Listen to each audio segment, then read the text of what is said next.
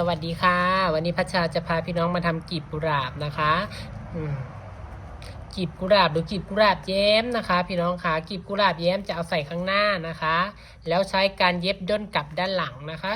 อันนี้พัชชาขอเรียกว่ากลีบกุหลาบแล้วกันเนาะค่ะแต่ก็พับเหมือนกันค่ะกับกลีบกุหลาบแย้มอันเดียวกันค่ะแค่ว่าพัชชาสอดใส่ด้านหลังเนาะค่ะไม่ได้สอดใส่ด้านหน้าแล้วก็ใช้เป็นสแตปเปอร์เย็บนะคะพี่น้องคะเพื่อความรวดเร็วของคลิปนะคะถ้ากลีบกุหลาบแย้มนี่ส่วนมากเขาจะใช้เป็นได้ใส่เข็มแล้วก็เย็บด้นถอยหลังนะคะถ้าเราทำแบบนั้นมันจะหุบอย่างนี้หุบงอได้แต่ถ้าเราใส่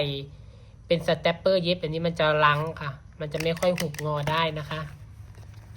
พัชชาจะเอามาใส่ตีนบักเบงค่ะพี่น้องคะโดยการประยุกต์นะคะมีพัชชานี่แหละที่ทำคนแรกเอากลีบกุหลาบมาใส่ตีนบักเบง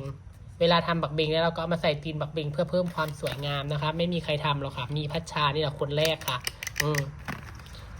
อันนี้ทำมานานแล้วแหละทำตั้งแต่ทำ YouTube แรกๆนู่นแหละพี่น้องคะแต่ FC ที่เข้ามาติดตามทาง Facebook ก็อาจจะไม่เห็นนะคะพี่น้องคะพัชชาก็จะมาทำให้ดูอีกรอบหนึ่งนะคะกลีบกุหลาบแย้มหรือกลีบกุหลาบว่าผิดว่าถือขอโทษขออภัยค่ะ